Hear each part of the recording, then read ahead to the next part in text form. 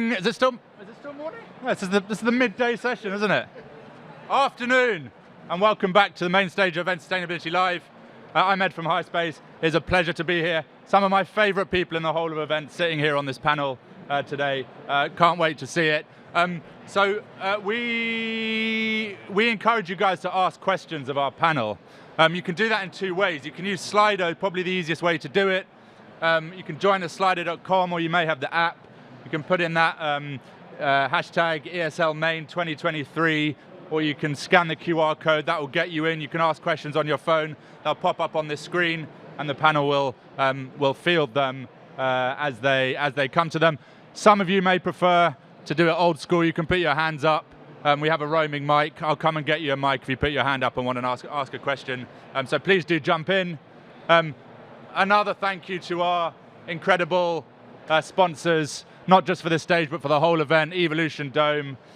You can hire this kind of amazing structure, all different shapes and sizes for all different types of events. They're sitting right behind their stand, waving over there right behind us. Please do go and grab them for a quick conversation if you would like to. But thank you guys for sponsoring the event. Without further ado, I'm going to hand over to Meg. We are talking about stakeholder engagement and why that matters. Meg. Thank you for that wonderful introduction. Now, since I can't really hear myself talk, just double checking you all can hear me. Beautiful. So stakeholder engagement for sustainability is so important because we need to engage every single person we come in touch with. How do we do it? And how can we do it in a way that positively benefits people and planet? But without further ado, I'm Meg, and I'm a sustainability consultant at The Bulb, and I'll let my incredible panelists introduce themselves. Hi, I'm Carina. I am co-founder of EventCycle, and we help event professionals implement practical solutions to challenges that they face when it comes to sustainability, while also creating a positive social impact and a lasting legacy. Hi, I'm Jennie. I am a sustainability lead at a creative agency called Amplify, looking at kind of brand experience and the way that we can bring that to life. Hello, I'm Matt Grey. I'm the founder of a company called Event Decision. We're a young company, 2 years old, and we are the #1 partner in event sustainability. So we provide tools and information to event planners to hopefully make some better decisions in the sustainability world. Wow, okay. I really want to expand on what sustainability means to you. Tell me a little bit more about yourselves, like how did you get to where you are today in your sustainability journey? Me again. So I used to work as a production manager, and I used to thoroughly enjoy when it came to dereg. You had all of the trucks full that had left the venue. You only had about like an hour left to go for dereg. You turn around and then suddenly you see 3 IKEA units that A, you hadn't bought, B, why weren't they on the truck that had just left, and C, there was only an hour left. So not really much to do with that apart from, have it go into the bin. And that wasn't the right thing to do at all, especially if they're completely good to use and there's nothing wrong with them. So for me, it was always about looking at ways in which we can, plan our resources more efficiently, make sure that we are taking things from stock, making sure that back then it was a lot more about commercial viability than with that sustainability hat on. But the more and more we got involved with it, the more and more that we also were volunteering, we realized it wasn't just volunteering time and money that charities needed, but it was also stuff. And so with the events industry having so much stuff left over and charities, etc., needing so much, we were like, all right, let's put both of it together and make sure that we don't have any more waste that we can avoid, and actually do something good for the third sector. So that's sort of my start to sustainability. It's evolved quite a lot since, and being able to work with amazing people in the industry and on amazing projects as well. But yeah, I would say turning around and seeing a leftover IKEA calyx shelf and just not knowing or not having time to do anything about it. Yeah, I guess similar in a way. So I've been at Amplify for about 10 years, which is slightly terrifying. But I used to be in production, so I used to be on site, seeing delivery, lots of sort of elements all come together. And I think I just realized one day, like, what the hell are we doing with all of this stuff afterwards? And I was at Festival one year, and it was the year that Chic were headlining, and they built the biggest disco ball ever, broke the world record for the biggest disco ball ever. And on the Monday, I was leaving site, and I just remember watching people just smashing it down into tiny little pieces, all going into the ground around, and I was like, what am I doing? And I think I've always tried to, even when I was producing, I guess, think of ways that we can look at things a bit differently. And I think even sort of 7 years ago on jobs, I was always that person at the end of the event, like, no, we'll bring it all back to the office, and then before people like EventCycle existed, being like, you can take this to this charity, and I'll take this, and actually, can we try and get rid of this on Facebook? And the process was always a lot longer, and obviously now there's a lot more players in the industry to support with that. But yeah, I guess that was kind of my journey into my now full-time role as sustainability lead. It's interesting because we're all ex-event people moved into sustainability. So I wonder of all this, like, this side of the show, the sustainability side, how much of it is event folk looking at sustainability rather than techies and carbon people moving into sustainability. But yeah, like my esteemed panelists, I spent possibly longer, just by virtue of being older, 25 years delivering events and talking about events. And my journey into sustainability started with one conversation with one chap who's still in-house at events.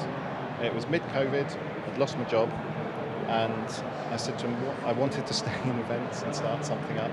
And I said, what do you struggle with? He's head of event for a global tech firm. And he said, sustainability. We have no way of telling which is a more sustainable destination for our big regional events, whether it's more sustainable to go to Barcelona or Frankfurt or Oslo or New York. And he said, if you can find a tool, develop a tool to do that, and the rest of it is history. And we're here to talk about stakeholder engagement. We're delighted, but it shows the appetite for everything. Well, you're all here, but we're now working with over 100 agencies on understanding and mitigating carbon emissions in relation to events. So in terms of stakeholder engagement, we've got that little bit right at least. I love that. Let's continue the talk around sustainability, but the state of the industry. Do you see that as important to stakeholders? Do you see that sustainability is important to stakeholders internally and externally?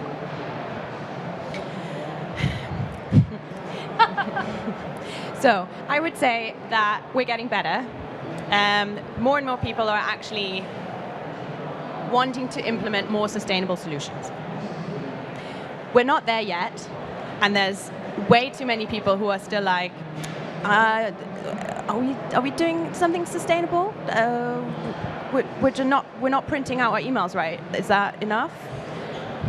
I'm exaggerating, but there's some people where the commercial aspect is still a lot higher on the books than the sustainability aspect, even though, and a lot of people still see sustainability as the more expensive alternative, even though it's not always the case. So we're getting better. I think internally with the new generation, makes me feel old, with the new generation coming into all of the agencies, businesses, etc., there is so much more of a push to be sustainable, to think about, your whatever you've implemented socially in terms of how you're benefiting your employees, what you're doing with the local communities, how you are actually being sustainable. That I think will bleed out into the more external presence, because the companies are just going to be forced to do something, otherwise they don't get the talent that they want. Externally, clients, I think there will be a massive push next year when especially the large clients of ours realize that there's reporting to do and you actually have to meet certain targets, and that will then trickle through into the marketing aspect and into the events world as well. I think for a lot of people it will be a rude awakening of, oh, sustainability, we haven't really thought about this in the last 3 years.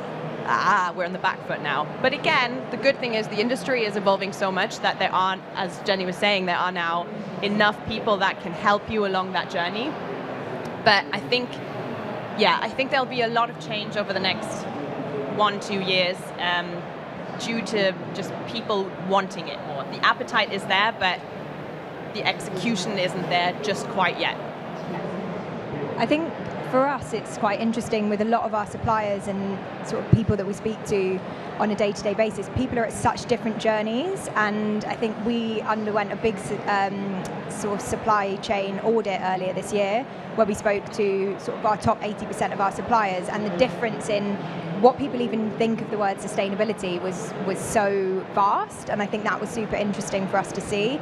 And also for us, a lot of our suppliers are light years ahead of us as well, so it's like really trying to use that as a collaboration and learn from one another, and I think that's what's been really great. We've really been able to grow that network of suppliers that hopefully we can give some information to them, but equally we're learning just as much from them as well, and I think that sort of co-collaboration is what's really exciting in the industry at the moment, for sure. Yeah, I think the state of the industry is we're going through a period of transition, right? That is without doubt. 5 years ago, none of us were in the roles that we're in now. Our companies didn't even exist 5 years ago. So massive transition. There is a huge disconnect, to answer the question plainly, between boardroom level promises and operations and events. If you chat to the boys and girls who load the flight cases in and out and do the skips at, I'm sure not this show, but many of the other shows in other buildings, in other destinations and countries, there's a ton of stuff, of equipment and things that can be reused just going into the skip. And that's just one area of sustainability. So I think transition, and that's fine. These things take time. We can't just click our fingers. But actually there are now more and more organizations like EventCycle, like Event Decision, like agencies who know their stuff. There are now suppliers in each and every area of pretty much all types of events that can help you deliver this stuff better, in a better way. We're not the only ones like this. I think COP26, 28, 26 too many times. COP28 is what, next week, week after? Half our industry is in Dubai right now, delivering stuff. We'll see how sustainably that is delivered. We're about to get bombarded on the TV and radio by consumer brands, the supermarkets, the people we buy stuff off.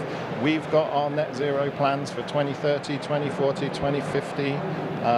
That's the boardroom level stuff. Like when you go into these shops and you buy their products, or you take their products back, or you try and recycle them, that's the equivalent of events on the ground. And actually, do we see a difference? We're all consumers.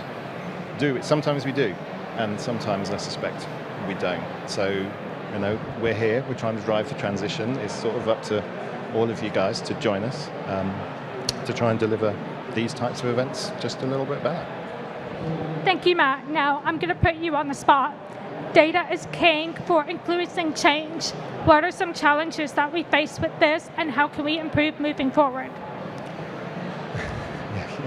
Data just sends people to sleep, right? So we write reports on how sustainable events are, and that includes data.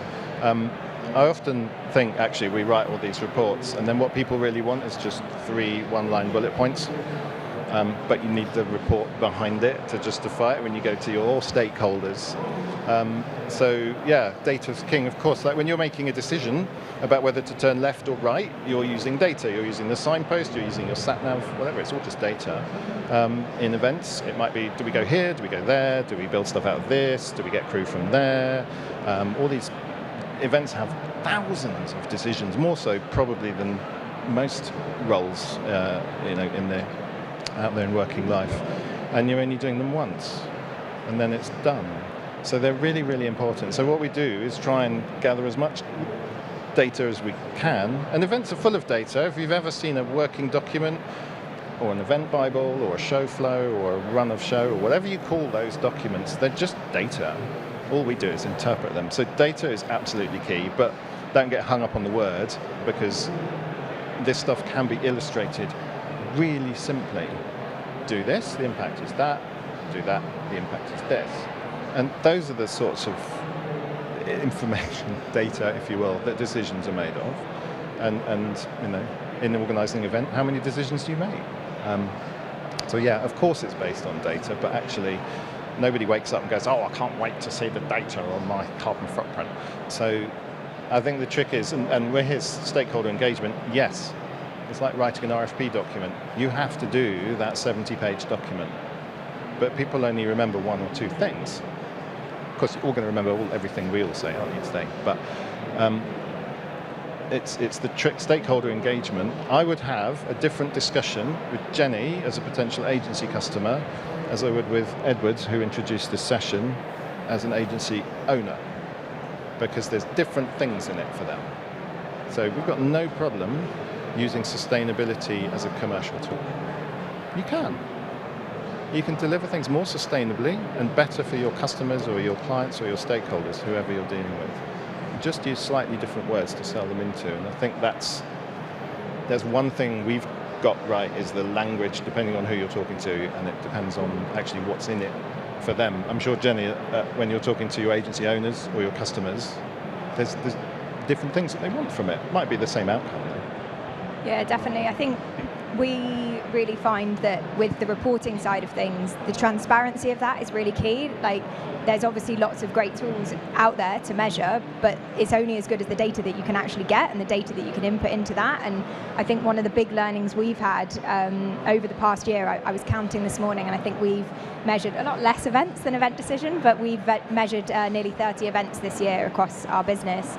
And actually being able to report on those and be really open and honest with our clients of, this is data that we haven't been able to capture, and that's for various different reasons, but the way that we're then reporting on that authentically and with honesty is the key for this. And I think exactly what you're saying, then how you're communicating that to your different stakeholders, how we might be speaking to our direct client who's worked on the events and knows the ins and outs of everything that we did in that and the difficult decisions that maybe we had to make, versus the CSO of a company or the owner of a company might be looking at really different views of that. So it's really the narrative that you use and the way that you're communicating that is really key, because people do switch off. They're like, oh, 20 tons of carbon, what the hell does that mean? So really, how do you bring that into context for people is what's really interesting. Which is really exciting for us, because we produce success stories where we show exactly what's happened with the items that were donated, what charities sort of received those items, what they're doing with them, where we get pictures of them in use. So we've noticed that because we offer success stories, which is more of the qualitative aspect of it, we also offer reporting, which is more of the quantitative, like social impact made, carbon footprint avoided, etc. The success stories are the ones that make you feel good, and that's sort of trying to make data a bit more sexy and appealing to your emotions. I mean, with those stories, I feel you can captivate your team. You can say, look, your efforts aren't going to waste. Like, you have actually helped A, B, and C people, and this is the direct impact you made by not throwing something into the bin. So that warm and fuzzy feeling, I think, is really important to drive positive messages home, to really engage with all of your stakeholders. Yes, of course, a CFO or a CEO might be like, okay, cool, you helped a charity. But even those kind of people have a heart, usually, and they will be excited about those kind of stories too. So I think that element, being able to approach your entire chain, being able to show people that there are options available, and targeting your stakeholders in that way. And with that, if you look at it in a different aspect of, it's not just part of the event budget, but it could also be part of the marketing budget, because you are telling those stories. I just saw one of the questions, and I feel like that goes for the effect on the bottom line element. If you're looking at your event budget into different categories of, this is a marketing story, this is a marketing piece, this could be part of that budget, which does not affect the event one, and then the event side potentially could be more of a waste line item, very much predominantly for our business. But there's other ways as well. If you can tell the story properly, then you can make potential use of other budget pots, which might help convey those messages to the stakeholders even further. I absolutely love that. Now, Jennie, as you are turning to be put into the hot seat, Amplify works in a lot of different countries. I'm curious to what is key for engaging with those stakeholders in other countries because their sustainability priorities might be different than yours.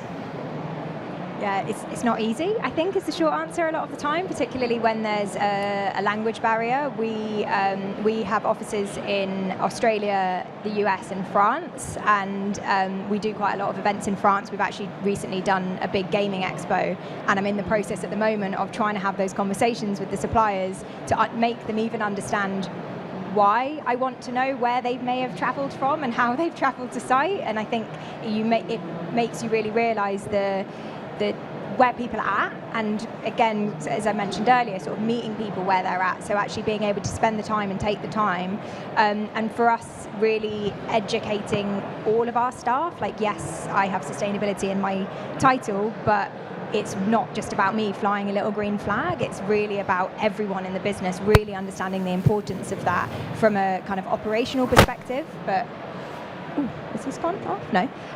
From an operational perspective, but also the stories that we're telling within that and being able to have those conversations. So, yeah, I think for me, it's really about engaging with them early and having those conversations with them early so they understand the journey. And I do lots and lots of meetings with lots and lots of suppliers to get them to understand what sustainability means for us. And similar to sort of what Matt was saying earlier, a lot of it for us is about making responsible decisions. Ultimately, we do work in events and we do work in an industry that is quite put up and put down, and traditionally that's got quite a negative impact. So actually, how can we make the responsible decisions, whether that's with the materials that we're doing or the way that we're talking to our audience or the way that we're asking staff to come to site, or there's so many different things within that. But if you have that kind of responsibility mindset, a lot of the time is really what we're trying to input into a lot of our stuff.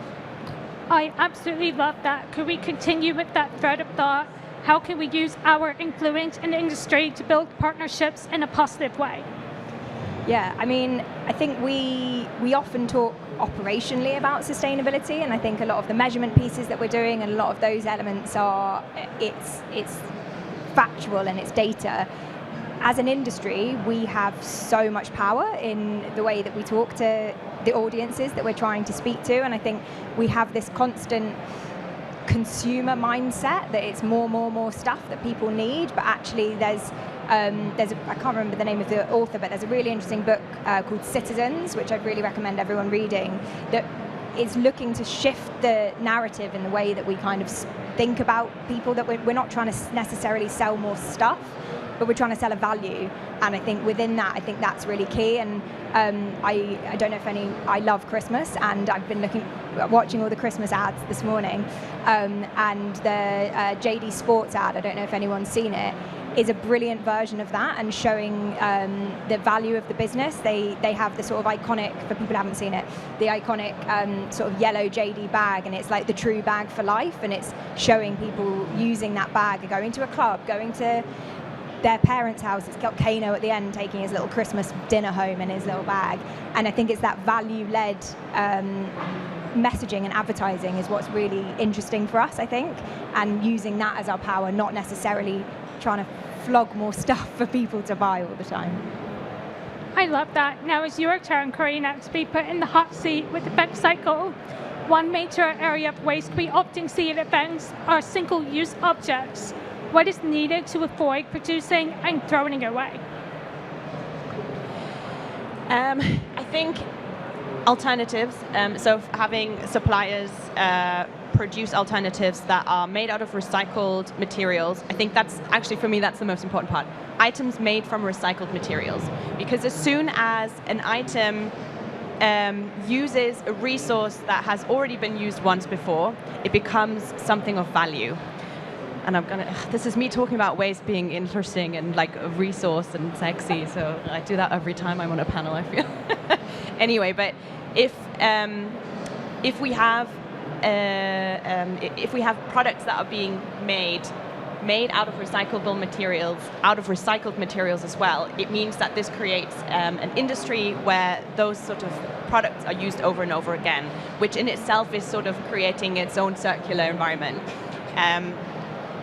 We need to stop buying stuff that's single-use plastic, but I feel like it's really important looking at what when you're doing your procurement for your event.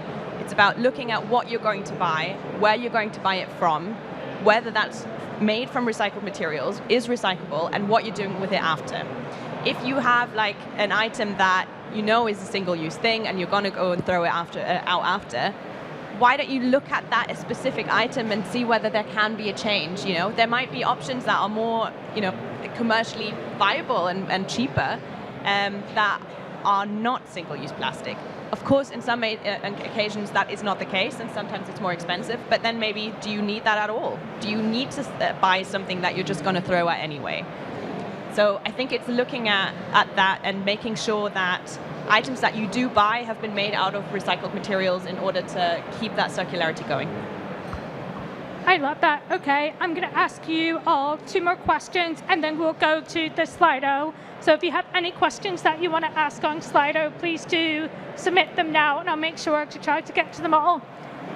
We are a creative industry, and oftentimes our creative brief is interpreted as we need to remove as much as possible and only use sustainable materials, and that often leaves in a very bland, not very creative stand. How can we engage with our stakeholders to inject creativity into our design and production elements? I'd say very simply, just look at this side of the show, look at that side of the show. They're the same. So they're just as creative. I know it's event tech, event sustainability. I was talking to a show owner last year, and she said, we're going to do a sustainability corner, and we're going to have the sign made out of mushrooms. And genuinely, I quote, Love mycelium. Yeah. What's that? Mushroom. So the answer is, actually, it doesn't need to look any different. The whole trick is to deliver better using, you know, potentially less or just different materials and different working models. We don't, you know, I live in the sustainability world now. I'm a little bit fed up of being put into a corner and saying, well, that's the green area and we'll give you green carpet. The trick is to actually absorb this into like every show in this building today, every event venue in the country and wider. And you know, there are suppliers, partners, customers, they want to do this stuff. You know, there's a whole host of people that can help you that weren't around 5 to 10 years ago. And you know, if you want to find them, challenge your agency, challenge your suppliers. Try and look a little bit deeper than just, you know, people that are delivering the same service with the word sustainable in the title. There's a few out there, but you know, where's that going? Where's this going? Ask the carpet people who are here today, Rewind down there, what happens to your carpet? They have got good answers, by the way, but just ask a question. If you're doing a site inspection at a venue, where do you get your power? Is it renewable?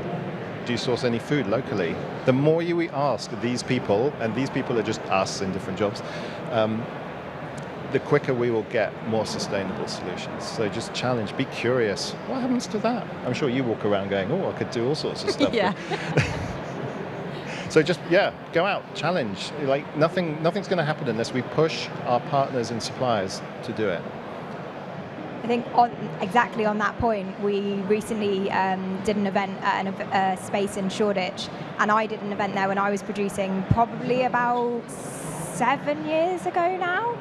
And I obviously asked them now, do they use 100% renewable energy, because we were tracking the event and measuring the event. And they were like, oh yeah, actually we changed our tariff, because I was asking them last time we were there, and I had a good relationship with the venue manager. But it shows that asking those questions does work, because I think we all forget, we've all decided to come to Event Sustainability Live. We all have a certain level of knowledge within that area. I think you forget that other people don't necessarily even know that that's a thing. So actually having those conversations and having those questions within everyone that you're kind of speaking to and every stakeholder that you're going to does make a difference, and I think that's really nice to see. And I think in terms of creating spaces or events and not losing that creative part or the creativity. I mean, it doesn't have to. We recently helped Net Zero Festival, and they had this really great, amazing selfie wall that they wanted, and they commissioned it with us. And we engaged 2 community groups / charities. One that supports men's mental health. That they made like a metal cage. And then we had material that was left over from the Commonwealth Games, so there is no more pink Commonwealth Game material out there in case any of you need any pink material, just saying. And then we had a charity that supports women that have restrictive access to employment, and they cut the material into strips, and then they wove all of that material onto these metal cages to then have like a really nice logo wall where people could take photos in front. It doesn't stop there, because they're going to use it again and again, and if they want to change the design, then that's just different event material that can be woven on again. And once that's done, they have no more life in it for them. The items are going to, or the material is going to be taken off and made into draft excluders to help the local community. The metal cage will be repurposed with the local community as well. So it's a really nice, creative, and it's very vibrantly pink. Creative piece that was engaging the community. It was repurposing items. It's got an onward life. It's a great way to tell a story, and you've still shown something that isn't just a backdrop that then gets recycled. It actually engages the community, and there's loads of different ideas and creative alternatives that you can do to bring those stories in, to engage the community, to show creativity, even if it's just sustainability. And no one puts sustainability in the corner. I love that, because sustainability is not just environmental, it's also social, just bringing in the community and people as well. Okay, last question from me, and then I'm going to go to Slido. There often seems to be a disconnect between talk versus action. What advice would you give the room to overcome this pain point? I would just repeat what I've said. Challenge internally, ask the questions. There is a disconnect because those people at the top, it's very easy to write this strategy stuff. Sometimes we want to be here by there. Go sort it out, people. We're the people. We're the ones who have to sort it out. So, yeah, challenge, be curious. There is a massive link between diversity and innovation. Innovation is huge in sustainability. If you walk around here, again, a lot of the suppliers and exhibitors, that's the word, who are here, weren't doing what they do now a few years ago. So, the opportunity, I said the word transition earlier, we're in transition. That means there's new stuff coming all the time. Come to this show. There's another sustainability show in a couple of weeks. There's lots of forums and summits out there. Get to know what the supply chain can be like, who knows? In 5 years' time, we'll probably all be sitting here saying similar but different things. I'm glad none of us has said the word journey. For the first 6 months of sitting in chairs like this, everyone said we're at the beginning of our journey. Some of you may still be there. That's fine. Some event suppliers, agencies and brands are now in year 3 or 4 of understanding what their impacts are in terms of E for environment and S for social, and they are doing something about it. And those brands and suppliers and agencies will thrive. I would say don't be afraid as well. I think people sometimes feel that sustainability is a bit of an icky word, and people feel a bit nervous to sort of talk about it, or it's such a big topic that people don't really understand, like net zero and all of 2050, like what the hell does that mean? That I think actually it's okay not to know, and I think it's okay to ask those questions. And I would guarantee at the time that I've been doing this role, I've definitely done stuff wrong, but I've learned from that, and I think we will probably still continue to do lots of things wrong as we go ahead. But as long as we're being honest and transparent about that, I think that's what's important, and I think learning from that is really key. Like, we're all learning every day, and I think that's what I really like about my role now. It does genuinely feel like I'm learning something new every single day. So yeah, don't be afraid to start, I would say. I would go for treat it like your event and break it down into smaller pieces, and then it's not so scary. And then you can actually implement certain things. And really important, when you do, please talk about it so that other people can follow your lead and can, do the same thing and just, implement those sustainable solutions. And ask questions, start doing the little bits. You might already be super sustainable and already doing stuff that you don't actually realize. Again, talk about it. And break it up into smaller chunks. Even if you're doing a little bit, you're still doing a little bit more than you did before. So that's the way that a journey could go in terms of... I had to. I love that. Now, I have a question for the tech people in this room. Is there any way we can go to the top of the Slido, or is it only what we can see on the screen? Okay, so if you have a super urgent question that was submitted earlier, please do resubmit it. I'm very sorry, I don't have my phone on me. I'm going to start with, most stakeholders are still using the effect on the bottom line to make decisions, both clients and internally. How do you tackle that? For us, it's really simple. Legislation is coming. Our big customers are going to be measured in this stuff. They're going to push that down to us. So whether you're an agency or a supplier, it's called CSRD. It's coming across the EU. The UK is mirroring it with something called SDS coming in next year. But I'm sure the general election will push it back. But anyway, it's coming. Your customers are asking for it. If you ever see an event pitch document or RFP without the word sustainability in it, you're in the tiny minority now. So the effect on the bottom line is, has anyone bought a t-shirt for $1 in the last 5 years? If you had, would you put your hand up right now? Well done for your honesty. But again, expectations are changing. Our customers' expectations are changing. We are expecting ourselves as society to buy and procure more responsibly. Our customers, in terms of the B2B world and the businesses, are expecting the same. They don't want to be associated with waste. If you don't like waste of, not just waste, but materials, but just waste generally, if you don't like the word sustainability or you're finding it icky, substitute the word efficiency. All we're about is delivering events more efficiently. And if you don't like that, and your bean counters and your fiscal people will love that.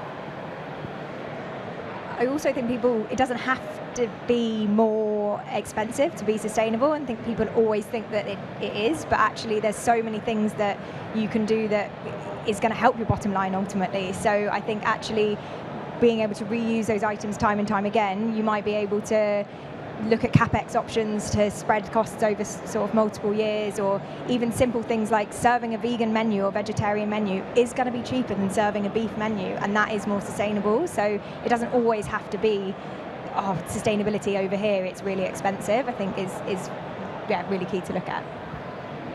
All right, I already said. Spread it over budgets.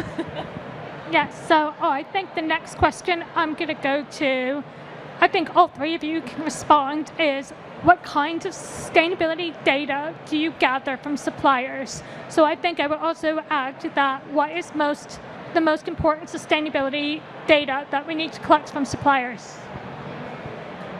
Well, we're in the data collection business.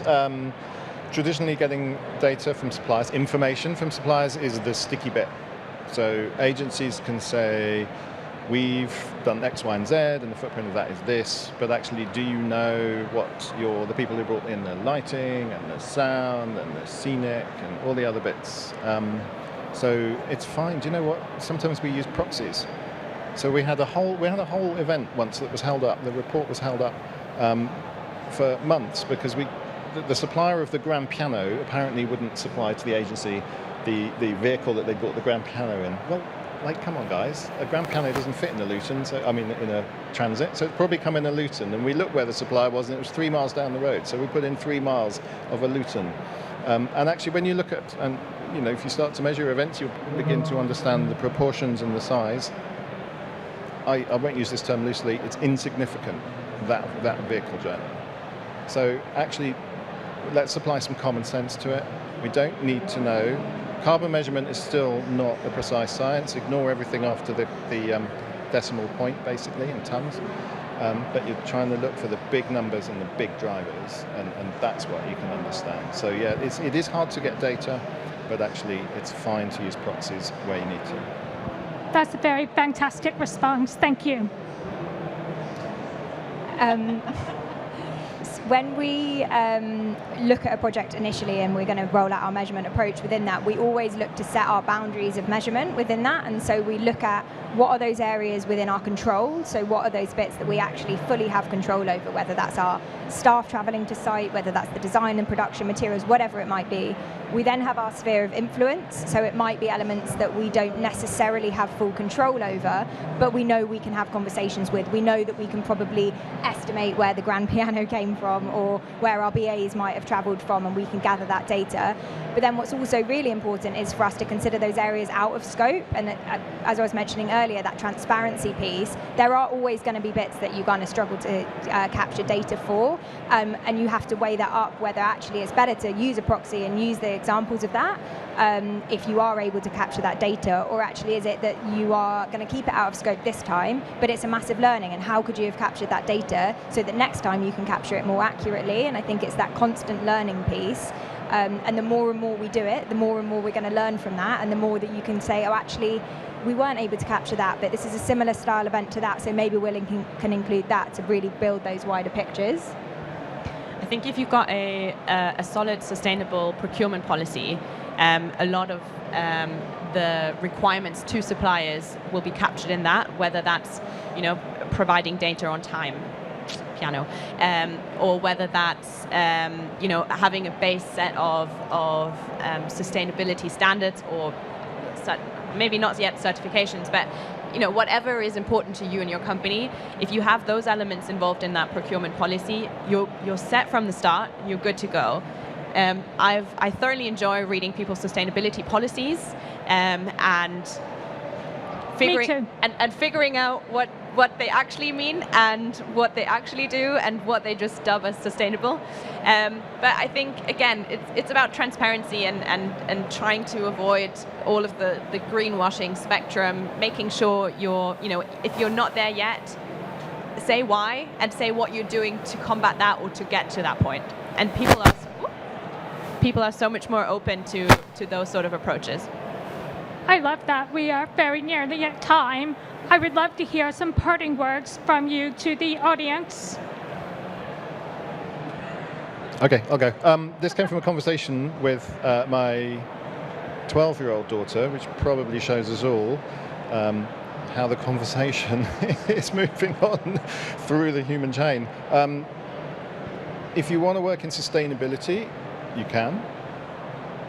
If you want to work in an industry that can make the planet and society a better place, you can. And in which other industry can you do both at the same time, other than the one we're in right now, which is events? I think for me, I would say, yes, the operational side of things is really important, but as I was saying earlier, that the power of what we can do and the power of the conversations that we can have and create with the kind of campaigns and the events and the people that we're talking to and the audiences that we're having there, I think of that and think of that responsibility within that would be what I would say. I would say engage with all of the stakeholders that are part of your event, of your company, everyone who is involved from internal to external. Get them on board. If you have buy-in in terms of sustainability, it makes it so much easier to have all of that seep through all of the different aspects of what you do, and hopefully sustainability won't be a buzzword anymore, and it will turn into what we have with health and safety, where it's like, oh, obviously we need health and safety, and if we're at the point where we can say obviously we need sustainability, then I think that's where we need to be. I love that. We're a very, very small industry, but we touch every single industry out there.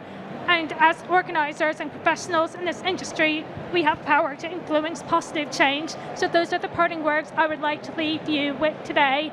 And we are all around at some point during this event. So if you wanted to come up and ask us more questions, we're more than happy to speak with you all later. Thank you so much for coming. We really enjoyed this. And please, a big round of applause to the incredible panel. Thank you.